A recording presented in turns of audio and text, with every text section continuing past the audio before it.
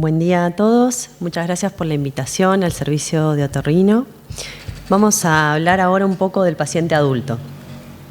Para comenzar, sé que ya tuvieron una muy buena introducción.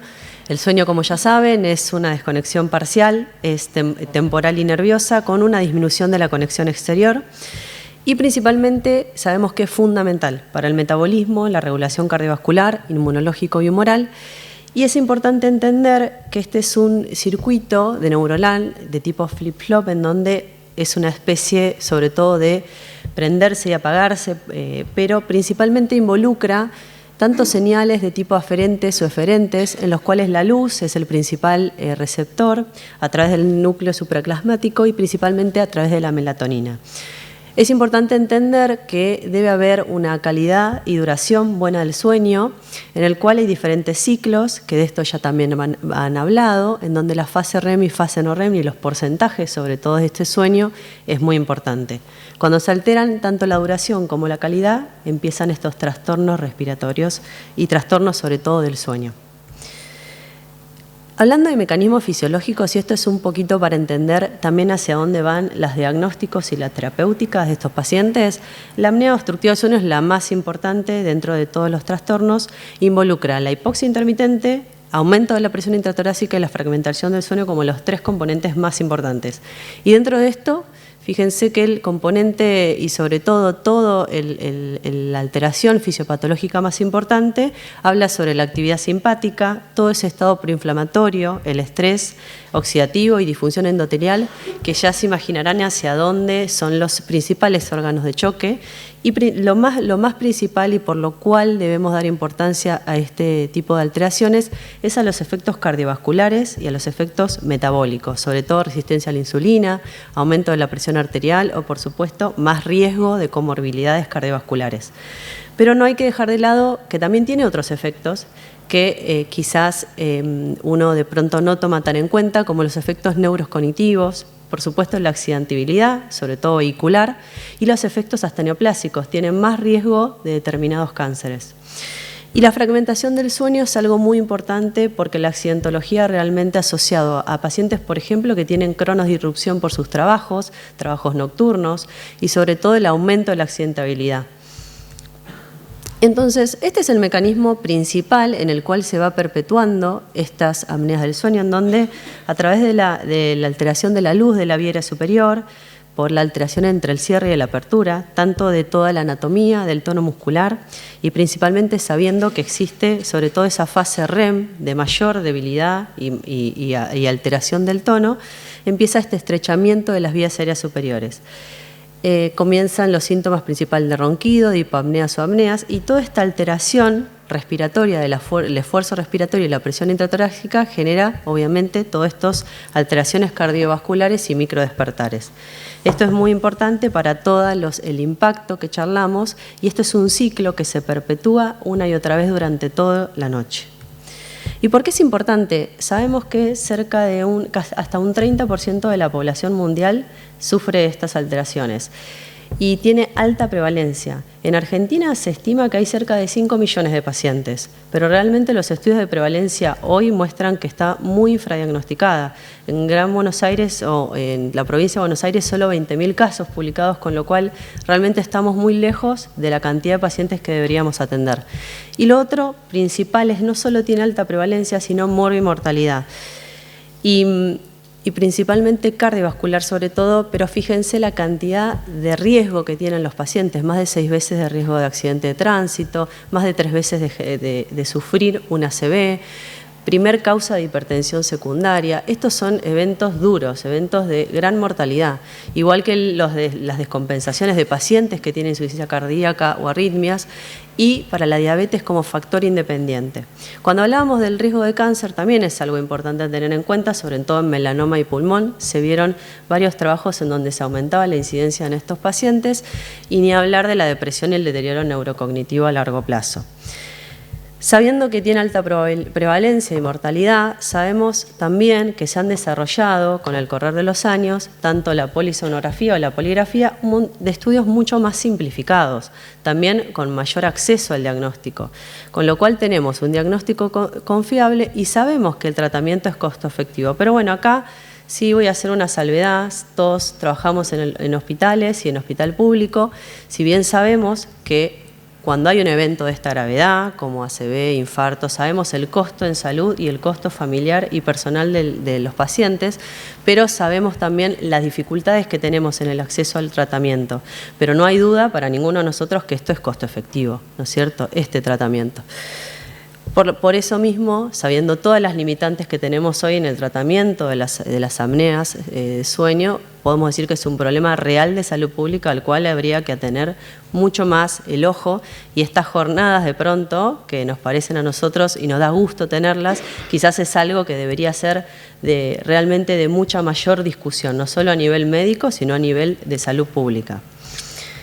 Cuando vamos a hablar un poquito sobre la clasificación y la definición, para ya adentrarnos un poquito a entender de qué se trata, en adultos la clasificación, según la clasificación internacional de los trastornos de sueño, involucra a los trastornos respiratorios dentro de esta clasificación, que también habla sobre el insomnio, ¿sí?, los trastornos centrales, trastornos de parasomnia o trastornos de movimiento y otros que son más inclasificables. Pero esta charla principalmente se va a abocar a los trastornos respiratorios. Y dentro de ellos tenemos a las apneas obstructivas, a las apneas centrales, a todo lo que son los trastornos de hipoventilación y los trastornos de hipoxemia. Y van a observar, sobre todo en el último grupo, son trastornos de pronto sin tanta alteración a nivel respiratorio, pero que igual son síntomas aislados como el ronquido. ¿Qué cosa importante tiene esta clasificación? En el 2020 hubo un consenso muy importante de expertos, ALAT y CEPAR, en donde se empezó a discutir esto de los terminología.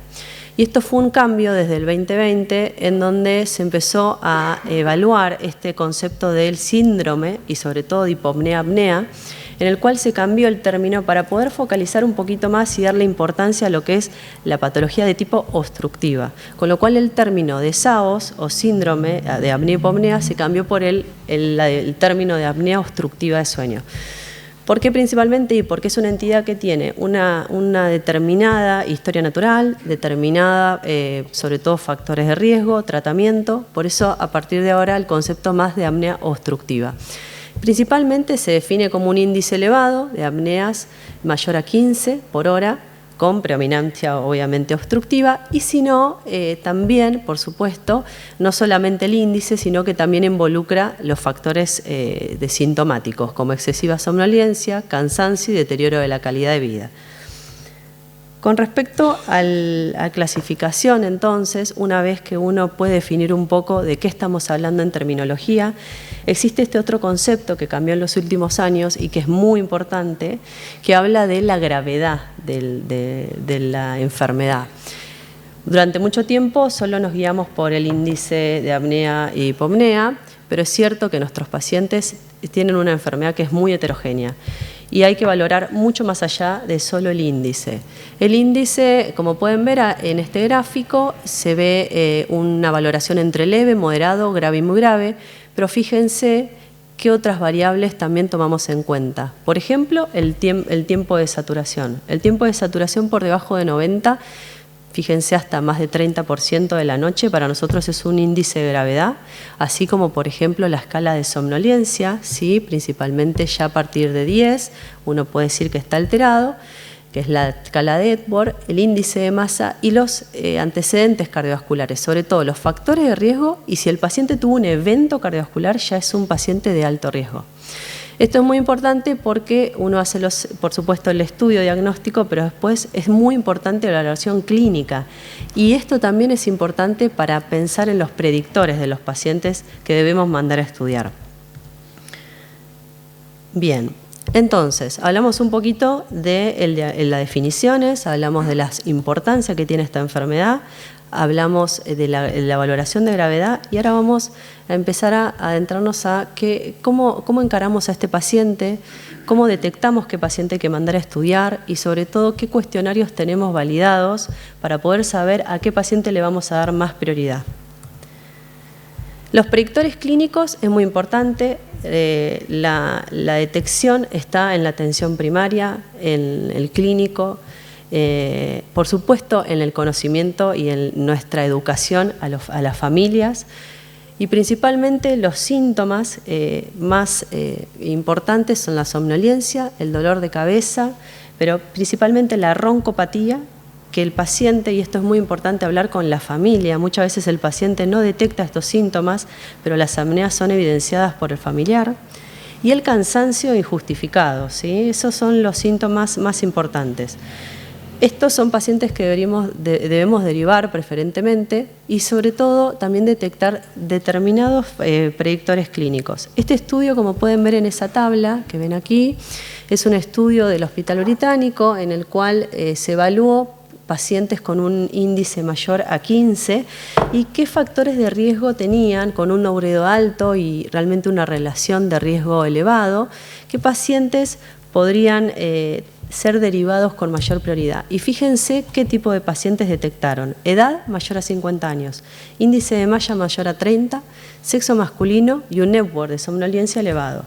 Los primeros tres, más de 50 años, con más de un índice de masa de 30 y sexo masculino son un gran porcentaje de nuestros pacientes y fíjense que en este estudio ya se detectó con más del 70% de esos pacientes tenían un índice elevado, con lo cual ya se pueden imaginar qué predictores clínicos debemos ver en la consulta. Luego existen otros predictores a la hora del no examen físico y de organizar digamos, una evaluación de un paciente. Nosotros tenemos una planilla en la unidad en donde de pronto nos ayuda a tener algún esquema de evaluación de estos pacientes que ya vienen derivados con sospecha o que sospechamos apneas de sueño y principalmente va sobre factores predisponentes, el cuello corto, la obesidad, qué tipo de obesidad, toda la parte de anomalías craneoencefálicas, obviamente, como ya han comentado, miramos el malampático, son diferentes scores para ver en la cavidad bucal el Friedman o el malampati modificado, en donde podemos ver, como pueden ver en esta gráfica, sobre todo estos gráficos de 3 y 4, en donde se ve solo paladar blando, paladar duro, que tenemos más riesgo y con más probabilidad de apneas de sueño. Todo esto es muy importante, a veces con un simple examen físico al paciente y abrirle la boca, uno ya puede empezar a pensar en interrogar un poquito más allá y empezar a pensar en una derivación de pronto a un estudio diagnóstico. Y con respecto a los cuestionarios, hay 3 cuestionarios que les voy a comentar. Siempre hay que tener en cuenta que los cuestionarios nos ayudan a detectar pacientes, pero también se complementan. Este es un cuestionario muy utilizado, que es el de Berlín, que tiene 3 categorías, sobre todo sobre el ronquido, sobre todo sobre el cansancio, el impacto y los antecedentes cardiovasculares. Pero lo que tiene este cuestionario es que define probabilidad alta o baja, alto riesgo o bajo riesgo. Eso es muy útil de pronto para definir salud de enfermedad, ¿sí? Pero quizás no es tan útil de pronto en población de riesgo en donde a todos el score le va a dar alto. Nos va a ayudar a discriminarnos, pero es dentro de un score que se puede complementar alguna otra valoración. El cuestionario de Epworth, que ya han hablado, es uno de los más utilizados para la somnolencia. Lo que tiene de bueno es que fue validado también en Argentina con un punto de corte propio para nuestra población y, como ya lo comentaron, tienen diferentes puntos en donde el paciente, y esto es muy importante, es autoadministrado, el resto de los cuestionarios no, este lo debe hacer el paciente y debe colocar obviamente el grado de somnolencia o posibilidad de quedarse dormido frente a determinadas situaciones. El Epworth lo que tiene de utilidad es que describe la somnolencia, es autoadministrado y el máximo punto es 24, pero validado para nuestra población argentina es de 11 puntos. Y eso es importante, tener validados los cuestionarios a tu propia población. Pero quizás lo único que uno puede comentar de este cuestionario es que si el paciente no conduce, no nos es tan útil y que se ha evaluado que tiene un poquito de menos desempeño en la mujer, porque la mujer no suele referir, se ha evaluado, no suele referir tanta somnolencia, sino de pronto más cefalea y otros tipos de síntomas. Y es cierto que un Epworth negativo no nos dice mucho. ¿Qué quiere decir esto? Que el 70% de nuestros pacientes no tienen somnolencia. Eso se ha visto en muchos estudios y realmente esto obviamente nos orienta nada más. Y este es el cuestionario quizás que les vengo a recomendar mucho, que es el STOP-GANG. El STOP-GANG habla sobre varios parámetros: el ronquido, el cansancio, si hay apneas observadas o no, si el paciente ha tenido hipertensión o tiene hipertensión, el índice de masa, la edad, la circunferencia del cuello y el sexo, si es masculino, ¿sí? Este cuestionario tiene esa posibilidad de aplicarse a pacientes de mayor riesgo. También se hizo un estudio de validación en Argentina con un valor de corte de 5. Fíjense que a partir de 5 puntos es una alta probabilidad de SAOS, y principalmente es un estudio que se ha evaluado en poblaciones de alto riesgo. Se puede combinar y es muy útil también para preoperatorios, ¿sí? Para que tengan una idea de la importancia que tienen estudios de alto riesgo, este es un estudio sobre pacientes con hipertensión arterial en los cuales se evaluó 600 pacientes, y en esos 600 pacientes se evaluó cuántos pacientes tenían apneas obstructivas y qué índice de apneas, y más de 15 apneas obstructivas tenían casi el 44, casi la mitad. La mitad tenían problemas de apneas obstructivas del sueño, con lo cual, y estos se detectaron principalmente previamente con el STOP-GANG. Qué importante que es detectar estos pacientes. Bien, bueno, hablamos ya un poco del impacto y hablamos sobre cómo es nuestra valoración en el consultorio, en una consulta, y vamos a hablar un poco sobre qué estudios tenemos hoy para diagnosticar este trastorno. Una cuestión muy importante es, cuando vamos a enviar a estudiar a un paciente, es qué probabilidad tiene, ¿sí? Si es una probabilidad baja o una probabilidad intermedia o alta. Y principalmente paciente entonces roncador, que se despierta con episodios asfícticos o tiene apneas observadas e hipertenso. 2 de estos 3 criterios principalmente son para una derivación intermedia o alta, ¿sí? Junto obviamente con una alteración, por ejemplo, de un Epworth. Y fíjense que el primer estudio que aparece ahí es la poligrafía respiratoria, porque para los trastornos respiratorios, con solo las medidas respiratorias de señales, nosotros podemos hacer un diagnóstico. Con lo cual, cuando es de alta probabilidad, uno de los primeros estudios que podemos hacer es la poligrafía respiratoria. Cuando ya son, de pronto, como pueden ver en este algoritmo del centro, ya pacientes con enfermedad cardiopulmonar inestable, que tienen otros trastornos asociados al sueño, o de pronto tienen trastornos ya de mucha mayor gravedad, de pronto uno puede valorar hacer en una primera instancia la polisomnografía. Pero la poligrafía respiratoria va a ser generalmente para la gran mayoría de nuestros pacientes. Y por supuesto, luego del diagnóstico, uno valorará, y siempre hay que saber que dentro de la poligrafía respiratoria puede haber un porcentaje de pacientes que den negativos porque tiene algún grado obviamente no es el gol estándar, pero puede existir pacientes, cerca de un 10% de nuestros pacientes, que con alta probabilidad los mandemos a hacer un estudio de polisomnografía. Pero es importante saber que la gran mayoría de nuestros pacientes va a pasar por un primer diagnóstico de poligrafía respiratoria. La polisomnografía, seguramente van a hablar de esto en las próximas charlas, en estudios diagnósticos, pero lo más importante es entender que tiene obviamente tanto la señal cardiopulmonar como todas las señales y toda la valoración, tanto electroencefalográfica, electroculográfica y miográfica, que evalúan toda la arquitectura de sueño, la eficiencia, existe el hipnograma, que ya lo han comentado, y por supuesto suma los datos respiratorios y de movimiento. Hay otros estudios que también se pueden hacer, quizás no tan orientados a lo respiratorio, pero existen los test de latencia múltiple para las narcolepsias o los actigrafías o diarios de sueño en paciente, que uno puede seguir el estudio de sueño durante varios días, hasta 14 días.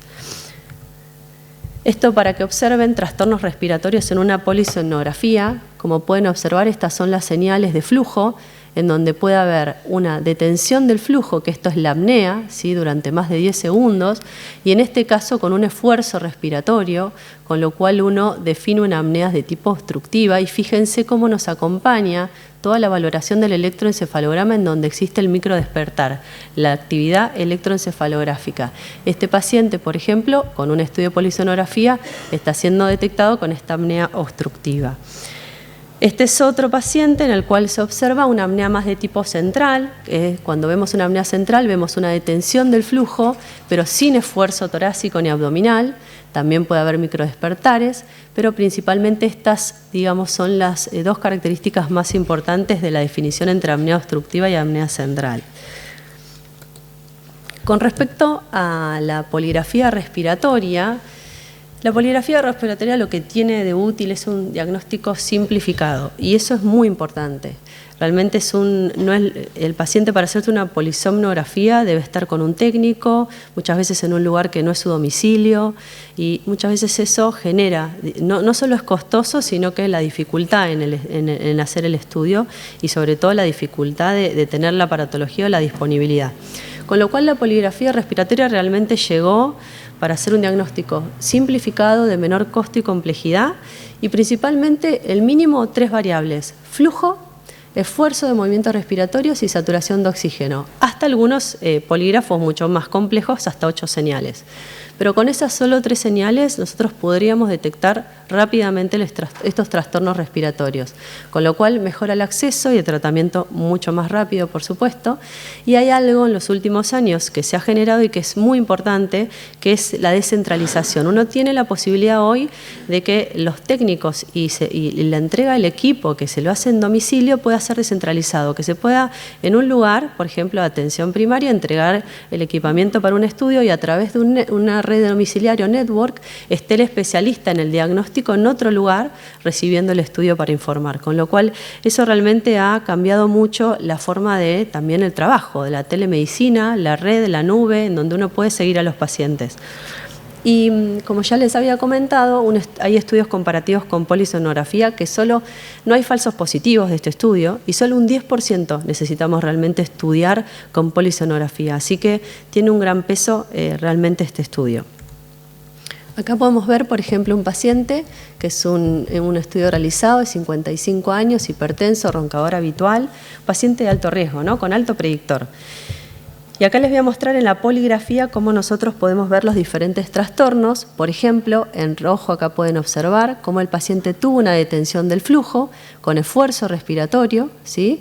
Y obviamente acá se acompañó con una desaturación, pero para la apnea obstructiva una detención de 10 segundos con esfuerzo respiratorio. La hipopnea con una caída del flujo, ¿sí? Y desaturación posterior.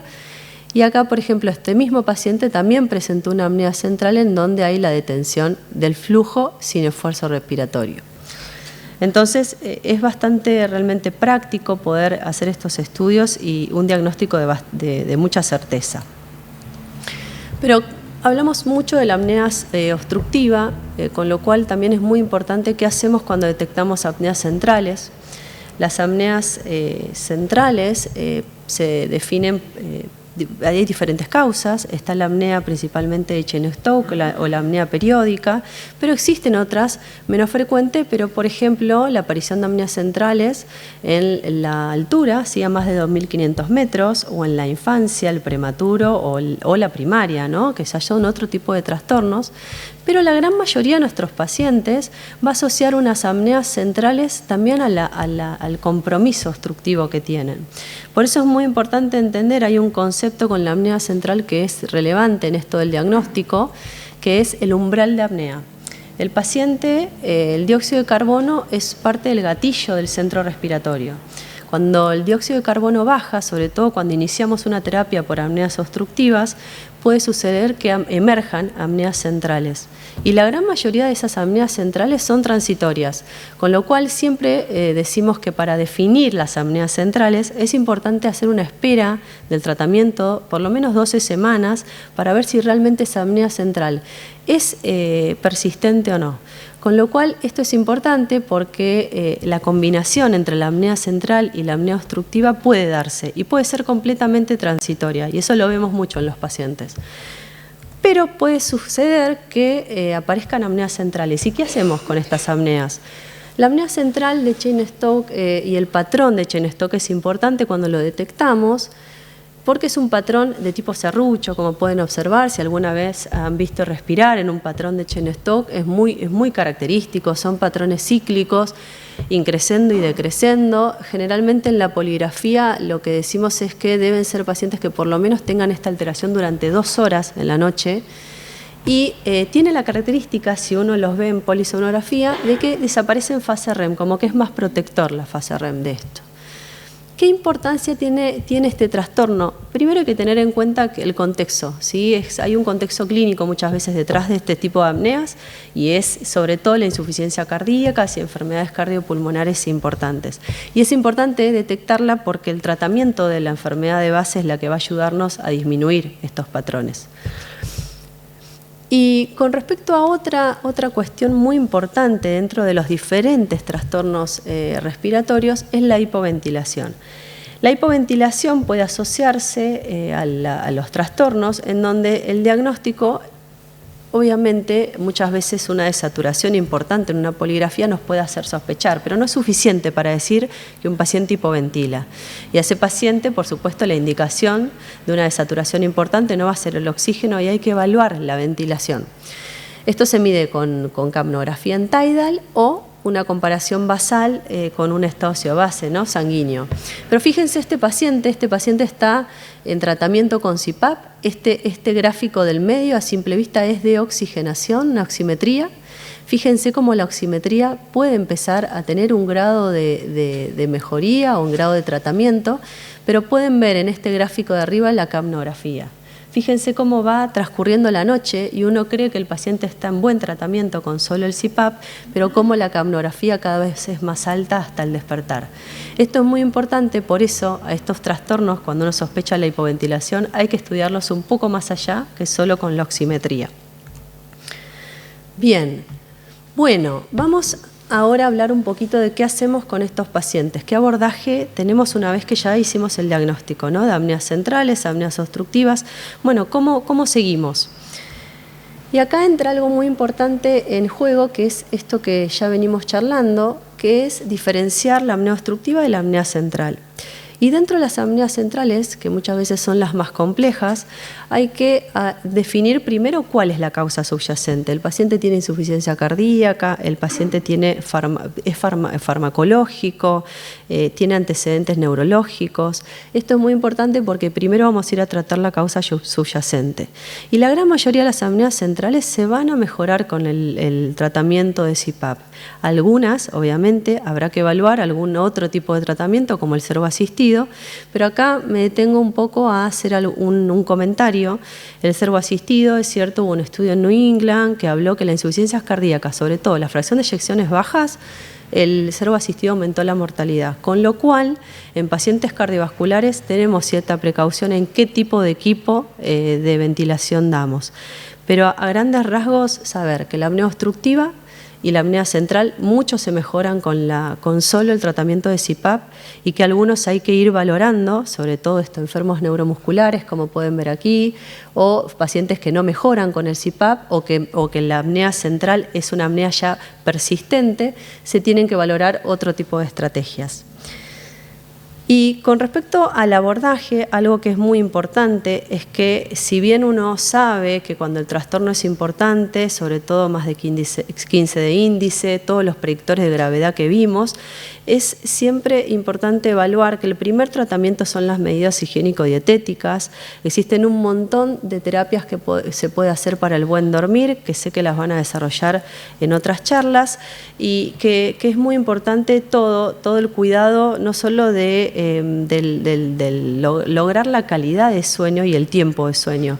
De hecho, hasta hay estrategias hoy de mindfulness, de un montón de otros tratamientos que combinan y se combinan con tratamientos de CPAP o otras estrategias.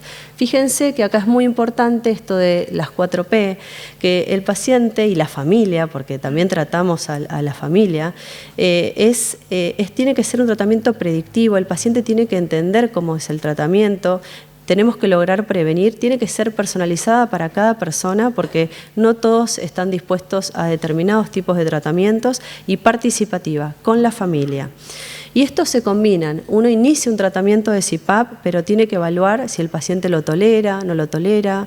Y realmente esto lleva tiempo y tiempo con las familias también. Dispositivos orales y, por supuesto, siempre evaluar la indicación o no quirúrgica. Y hay terapias miofuncionales, tanto como los dispositivos orales, que, por supuesto, disminuyen también el índice de apneas. Entonces, acá esta diapositiva principalmente está para volverles a remarcar que sobre todo el índice mayor a 15 y este tipo de alteraciones clínicas, ¿sí? Somnolencia, calidad de vida y factores de riesgo son los que hacen pensar en tratamiento de CPAP. Y que a la hora de definir otras estrategias, por supuesto, este es un trabajo multidisciplinario. Acá realmente trabajo desde el clínico de la derivación, del especialista en sueño, del otorrino. Como charlábamos, realmente es algo muy combinado, en donde pueden observar en este gráfico que uno indica un CPAP, pero después pueden pasar y hay que evaluar otras cosas. No solo la intolerancia, sino que es importante la derivación a la evaluación por otorrino por determinadas, obviamente, patologías como la amidalectomía o el avance bimandibular, que de pronto uno no tiene mucha discusión en la necesidad terapéutica, pero existen otras estrategias de valoración como es el sleep endoscopy o el DISE, que son endoscopías en donde uno puede evaluar, por ejemplo, en forma dinámica la vía aérea y de pronto puede ayudarnos a detectar las zonas de colapso. Fíjense en estas imágenes, que esto también seguramente lo van a ver en más desarrollo con expertos, pero esto fíjense cómo pueden observar las diferentes imágenes que no son los mismos pacientes. En la hipertrofia amigdalina, en esta obstrucción por la epiglotis, cada paciente necesita un tratamiento dirigido. Entonces, nosotros indicamos los tratamientos, pero es importante valorar, personificar la estrategia.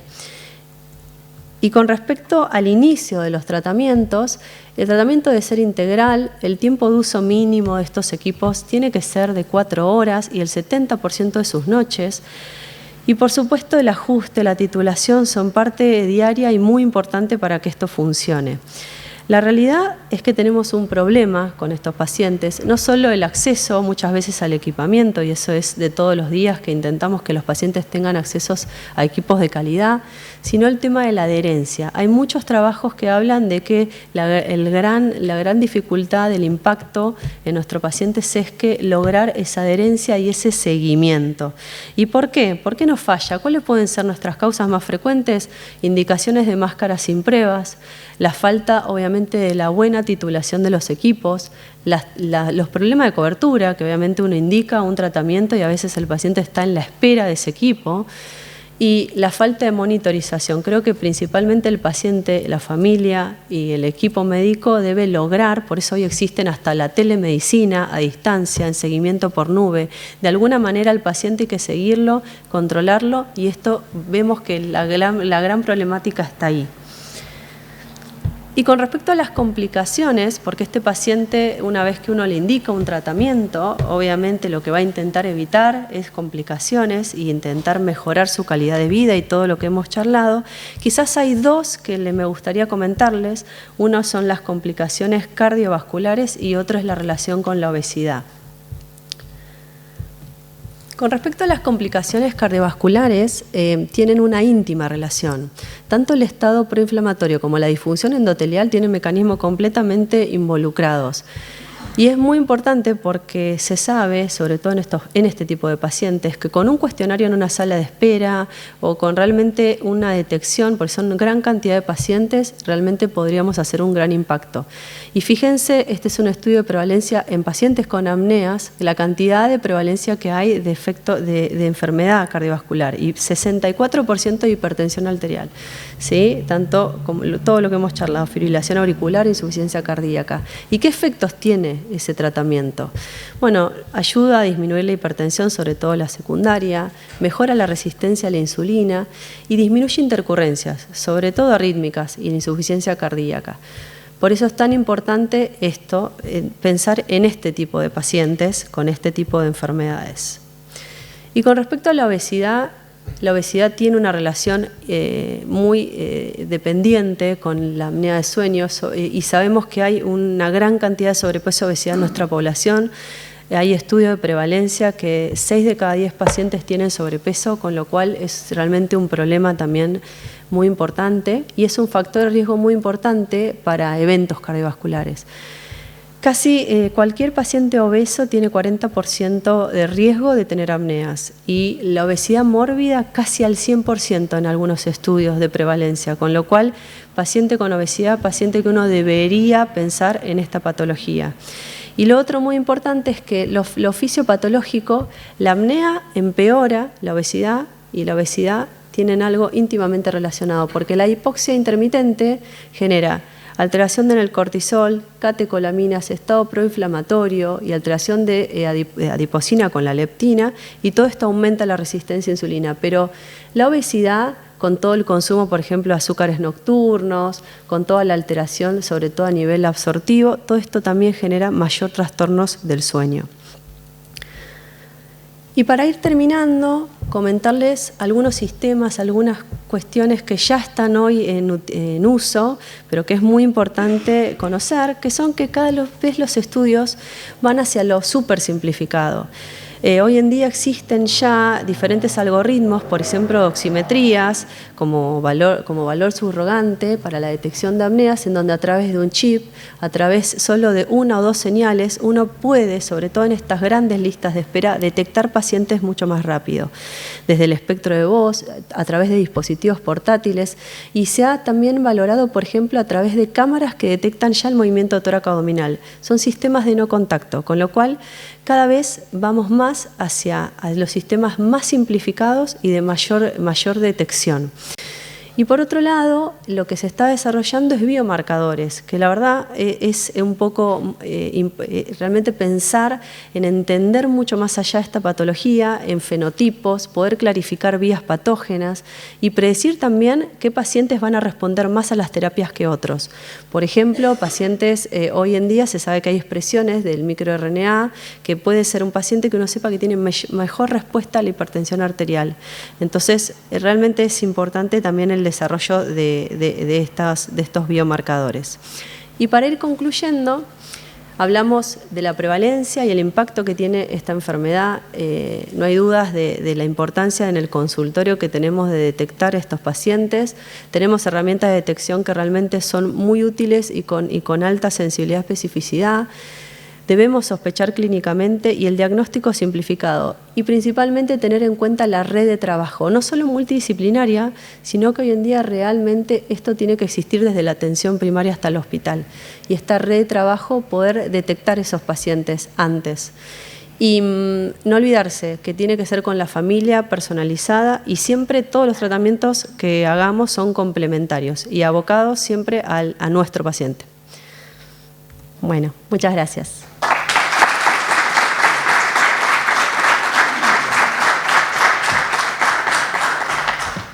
Bueno, Laura, felicitaciones por la charla muy completa. Y te hago la misma pregunta que le hice a Lorenzo, haciendo medicina de adultos en tu caso, que cuál es, en este caso, la adherencia del resto de la comunidad médica en cuanto a pedir estudios del sueño o relevar en la consulta la importancia que tiene la calidad del sueño en adultos, ¿no? ¿Qué es lo que ven ustedes, los neumonólogos?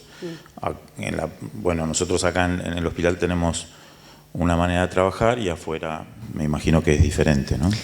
Sí, totalmente. Creo que por eso es importante esto que comentaba del problema de salud pública. A nivel público tenemos de pronto demanda de turnos de pronto a 2 meses, el paciente tiene que esperar el diagnóstico y muchas veces es cierto que si bien la derivación, por suerte tenemos bastante derivación de la atención primaria, por supuesto uno siempre piensa que hay un porcentaje de pacientes que no está siendo diagnosticado y deberíamos tener más derivación, pero de la derivación que tenemos, lo que observamos es al diagnóstico, de pronto logramos un buen diagnóstico y nuestro problema es la adherencia al tratamiento. ¿Por qué? Principalmente a nivel público, porque tenemos muchos pacientes sin obra social, porque obviamente eso depende de pronto del costo hospitalario para entregarlos el equipamiento, y hoy en día tenemos de pronto la espera no tanto al diagnóstico, sino la espera a la entrega de los equipos. Y realmente eso es un día a día, vamos paciente por paciente. Bueno, acá están mis compañeros, lo pueden comentar, y está acá el jefe de la unidad. Y bueno, es día a día, es ir logrando esto, el screening del paciente que sí o sí debe empezar el tratamiento ya. Y la derivación es buena, pero creo que todavía nos quedan muchos pacientes afuera. Y creo que estas jornadas realmente las felicito porque es parte de esto, es poder difundir. Creo que ojalá, acá faltan clínicos de hecho, y creo que eso también marca un poquito esto, ¿no? Ojalá en próximas jornadas veamos cada vez más audiencia de la parte de adultos, totalmente. ¿Puedo agregar? Sí, sí, por favor. Dijiste algo que creo que le contestó a Luis. Sí. Que no tienen problema para el diagnóstico. Si miramos la prevalencia, y ustedes tienen un equipo, sí, no tener problema para el diagnóstico, te contesta, nadie pide estudios. Una patología que el 30% de los adultos la tiene. Y nosotros trabajamos en un centro de cardio con Mauro, donde hay 18 cardiólogos, y si quieren un turno la semana que viene se los doy. Y tenemos una buena cantidad de estudios, de equipos, con lo cual, la pregunta, y eso que introducimos, alguien va a hacer un mapa y le ponemos el stop bang y el técnico le hace el stop bang al paciente, pasan 2.000 estudios por mes y tenemos turno para la semana que viene, y no tengo 18 en equipo. Sí, entonces, el problema es exactamente privada, ese, y hoy hay pediatras, pero hay pocos cardiólogos, o sea, los cardiólogos son nuestros mayores derivadores. Y ya. Y eso. No, sí, después iba a hacer un comentario. De hecho, nosotros tenemos una espera al diagnóstico, digamos, de 1 o 2 meses, debería ser menos, ni eso ni hablar, eso es una realidad, pero el diagnóstico se hace y notamos el problema posterior, principalmente. Pero es cierto que en la parte pública se maneja de una manera y tenemos esa dificultad, y en la parte privada el diagnóstico es verdad que es mucho más rápido y de pronto hay cobertura de obras sociales, hay otras cuestiones que nos ayudan, ¿no? Pero sí es un problema la derivación, y un problema creo después principalmente la adherencia y lograr el tratamiento realmente. Sí, el equipo, ¿no? El equipamiento. Sí, bueno, la verdad que la charla buenísima, Laura. Y como para remarcar, nosotros cuando vemos en el consultorio, la gran mayoría de los pacientes con apnea tienen obesidad. Es la gran mayoría que vemos nosotros. Es raro que nos lleguen pacientes con apnea sin obesidad. Ahí por ahí lo que hacemos es derivarlo al otorrino a ver si no tiene alguna malformación o alguna otra cosa que lo pueda predisponer a las apneas. O sea que lo más básico de todo para nosotros es la disminución de peso. Muchas veces lo que vemos es que pacientes con obesidad, con apnea, le ponemos el CPAP, lo cumple y no bajan de peso. Y siguen teniendo factor de riesgo cardiovascular. ¿Sí? Les sacamos la apnea, pero siguen con un peso aumentado. Eso por un lado, para remarcar que lo básico, a mi entender, es la disminución del peso. Y por otro lado, le quería preguntar a los otorrinos, por lo que entendí en la charla anterior, se pide poligrafía en los niños para de alguna manera estratificar y ver qué pacientes tienen más urgencia o tienen más probabilidades de que tienen que ser operados. ¿Es así? Bien. ¿Y en los adultos cuál sería el objetivo? ¿Es el mismo, Luis? No, porque estamos hablando en la población pediátrica es diferente que el adulto, pues en la población pediátrica estamos hablando de una patología prevalente, que es la hipertrofia adenomidalina. En el adulto hay otras, digamos, tenemos que considerar muchos otros factores, como bien dijo Laura en su charla, donde hay otros factores de obstrucción. Si uno quiere ponerlo en términos médicos, es un poquito más complejo el adulto que el chico. Quizás el chico por ahí es más simplificado, porque estamos hablando de prácticamente una sola patología, en donde acá en el hospital, bueno, no sé si vos estabas en la charla anterior, sí, que hablaba Lorenzo sobre el trabajo que venimos haciendo hace muchos años acá en el hospital para clasificar los pacientes que se tienen que operar de adenoamegalectomías que derivan de las alas. La verdad que sí, ¿no? La poligrafía nos ayuda a clasificar y a tener prioridad. Operamos el mismo número de pacientes que antes, pero con más criterio, digamos. Seleccionamos mejor los pacientes que se tienen que operar. Bueno, lo que decíamos, que también tenemos una explicación para la familia de ese punto de vista. En el adulto es totalmente distinto, es caso por caso, como bien dijo Laura. Hay distintos métodos diagnósticos. Ya el adulto participa lo que es toda la vía aérea superior, la nariz, la orofaringe, la hipofaringe, la laringe. O sea, por lo menos tenés 4 niveles para estudiar, a diferencia de un chico. O sea, es más complejo. Sí, lo hacemos, la respuesta es sí, pero no, digamos, no está simplificado como en este caso, que es una sola patología y nosotros ya con la poligrafía en la población pediátrica ya clasificamos los pacientes. En los adultos es un poquito más complejo y bueno, hoy vamos a hablar bastante de esto. Durante todo, de hecho, para eso hicimos estas jornadas, ¿no? Como para hablar de cada uno de los niveles. Vamos a tener charlas de los 4, o por lo menos en distintas charlas, de todos los niveles que hay que estudiar en un adulto. Y sí, lo hacemos. No quiero extenderme en esto porque para esto vinieron. No, está bien. Invitamos gente de Buenos Aires para que hablen de esto. Está bien. La pregunta era sencilla en el sentido, sí. Entiendo que para los pediátricos es para estratificar, ¿cierto? Leve, moderado, severo, orientado a una patología que es la hipertrofia adenoamigdalina y operarlo. Pero la pregunta era, en el adulto, cuando ustedes piden la poligrafía, ¿es lo mismo? ¿Es no para operarlo de eso exactamente, sino para, de alguna manera, orientar el tratamiento quirúrgico, ¿no? Sí. ¿Sí? Está buenísima la pregunta, porque en realidad nosotros otorrinos, yo hasta hace poco, bueno, no sé ustedes, nosotros no... Yo hace años que la pido. De hecho, hay un neumonólogo acá en Bahía que me felicitó porque dice, vos sos el que más poligrafías pide. Y sí, nos costó incorporar, pedirla. Te soy sincero, al principio cuando la pedía decía, ¿para qué la estoy pidiendo? ¿No? Yo estaba prescribiendo. Por ahí no se entendió, capaz que hice mal la pregunta, discúlpame. Lo que yo preguntaba es, en pediátricos me queda claro que es para estratificar. En adultos, además del diagnóstico, también orienta el tratamiento del otorrino, es decir, si tiene que operar, sí. Si tiene que... Sí. Claro, bueno, esa era la pregunta. Que su problema es cambiar su estilo de vida, no tenés paciente. Claro. Entonces, el paciente tiene que asumir que, o sea, yo soy el coach, él tiene que hacer el tratamiento. Si él no se responsabiliza de él, macho, yo no puedo hacer nada. Entonces, nuestra función como médico de alguna manera es informarle, darle las opciones. Mirá, tenés esto, tenés esto, tenés esto.